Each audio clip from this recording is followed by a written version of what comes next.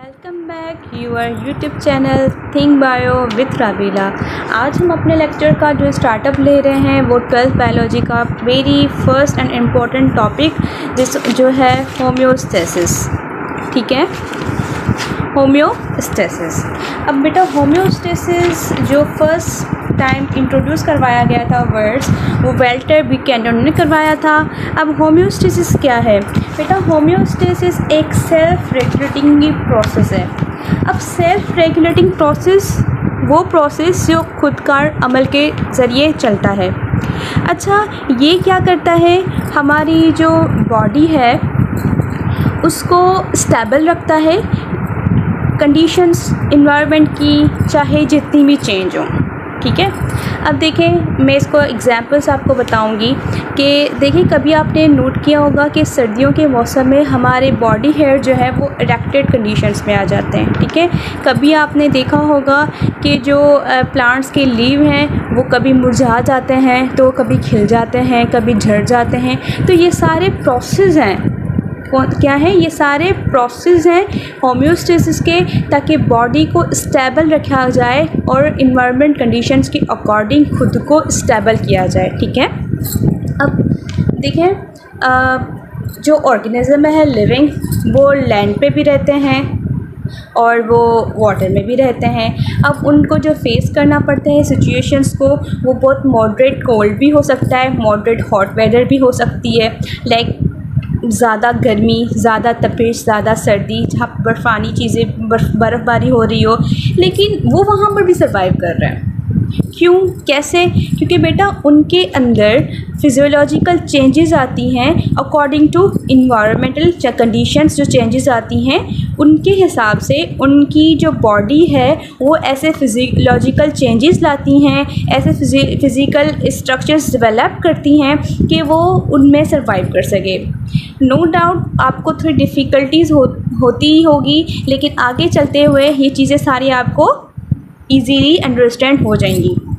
अब देखिए हमारा अगर देखा जाए, हमारा जो लिविंग सिस्टम है, हमारी बॉडी जो बनी हुई है या बॉडी के जो कंपोनेंट हैं उनमें बॉडी फ्लूइड भी मौजूद है, तो उसके अंदर टिश्यूज़ भी हैं, ऑर्गन भी हैं और यहाँ तक कि ऑर्गन सिस्टम भी हैं।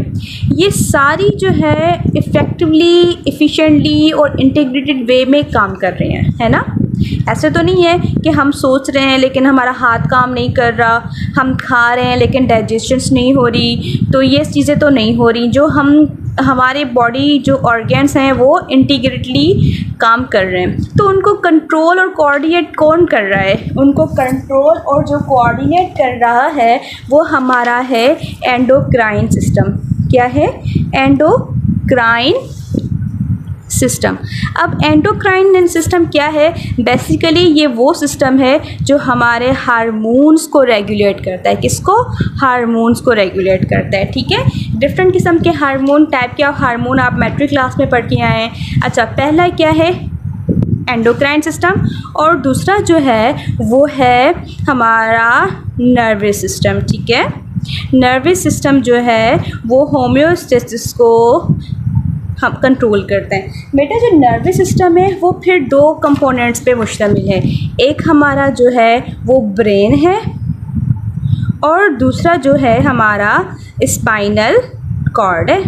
ठीक है, ये चीज़ें आप अगर अपने मैट्रिक क्लास का रिव्यू लें तो वहाँ पर भी आपको इजीली मिल जाएंगी। ठीक है, तो ये हमारे जो बॉडी के टिश्यूज़ ऑर्गन हैं वो होम्योस्टेसिस के लिए अपने आप को इंटीग्रेटेड वे में काम करते हैं। उनको कंट्रोल जो करता है वो हमारा एंडोक्राइन और नर्वस सिस्टम करता है। ठीक है, अब हम देखें कि होम्योस्टेसिस के जो फंक्शंस हैं वो कौन से हैं। ठीक है, किसके? होम्योस्टेसिस के फंक्शन। ठीक है, होम्योस्टेसिस के फंक्शन।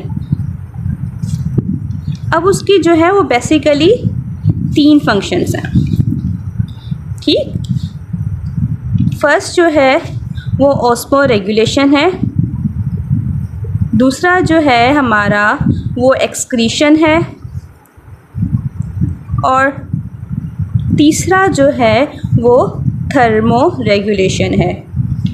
अब मैं ब्रीफली आपको बताऊंगी कि ऑस्मो रेगुलेशंस में क्या होता है, एक्सक्रीशन में क्या होता है और थर्मो रेगुलेशन में क्या होता है। फर्दर हमें एक टॉपिक की जो है वो डिस्क्रिप्शन पढ़ेंगे। बेटा ऑस्मो रेगुलेशंस में हमारी बॉडी का फ्लूइड और जो साल्ट और सॉल्यूशन जो है, साल्ट और सॉल्वेंट की जो है वो बैलेंस रहता है, ठीक है, उसके अंदर स्टेबिलिटी रहती है। एक्सक्रीशन में जो वेस्ट और हार्मफुल मटेरियल होते हैं वो बॉडी से वेस्ट आउट हो जो है वो एक्सक्रीट आउट हो जाते हैं, ताकि हमारी बॉडी इंटरनल निज़ाम जो है वो इंटरनल जो सिस्टम है वो डिस्टर्ब ना हो, यानी स्टेबल रहे। यहाँ पर भी क्या आ गया, स्टेबिलिटी का लफ्ज़ आ गया। ऑस्मो रेगुलेशन में सोल्यूट और सॉल्वेंट का बैलेंस रहना। देखिए शुगर का लो हो जाना, बीपी का लो हो जाना या हाई हो जाना, किसी का नेचुरली बॉडी उसको जो है वो रिस्पॉन्स करती है, कोई मेडिसिन लेता है उस प्रोसेस को रेगुलेट करने के लिए, ठीक है। तो यहाँ पे एक क्वेश्चन रेज होता है, क्या होम्योस्टेसिस का जो प्रोसेस है बॉडी के अंदर, क्या वो डिस्टर्ब होता है? जी बिल्कुल डिस्टर्ब होता है। इसके लिए फिर हमें क्या करनी पड़ती हैं, मेडिकल एडवाइजेस लेनी पड़ती हैं या मेडिकेशन की तरफ जाना पड़ता है, ठीक है। तो ऑस्मो रेगुलेशन हो गया, एक्सक्रीशन हो गया, और थर्मो रेगुलेशन लफ्ज़ अपने वर्ड में ही ये जाहिर कर रहा है कि ये टेम्परेचर की रेगुलेशन का प्रोसेस है। जैसे विंटर में हमारी जो बॉडी के हेयर हैं वो एक्टिव हो जाते हैं, हमें भूख ज़्यादा लगती है क्योंकि हमारी बॉडी जो है वो ज़्यादा फूड को डाइजेस्ट करके एनर्जी जनरेट करती है। अब एनर्जी क्या है, मतलब कि हीट जो है वो जनरेट करते, हीट क्या है, एनर्जी का फॉर्म है। अब वो एनर्जी एटीपी के फॉर्म में हमारे फूड को डाइजेशन के ज़रिए हमें मिलती है, तो हमारी बॉडी वार्म अप रहती है, जिसकी वजह से हमें भूख ज़्यादा लगती है। लाइक इन एक्सट्रीम जो हॉट वेदर होती है उसमें हमें स्वेटिंग ज़्यादा होने लगती है, तो वो क्या है, हमारी बॉडी को कूलिंग इफ़ेक्ट देने के लिए होती है। तो ये सारा जो प्रोसेस है वो होम्योस्टेसिस के ज़रिए जो है वो स्टेबल रहता है और रेगुलर रहता है। That's today's topic. इंशाल्लाह मिलते हैं अपने न्यू लेक्चर्स में, तब तक के लिए अपना बहुत सारा ख्याल रखिएगा। और हाँ जी, अगर कोई बात समझ में नहीं आई है तो कमेंट सेक्शन में ज़रूर पूछ लीजिएगा, इंशाल्लाह आप ज़रूर उस चीज़ का रिव्यू देख लेंगे। अब तब तक के लिए अपना बहुत सारा ख्याल रखिएगा। अल्लाह हाफ़िज़।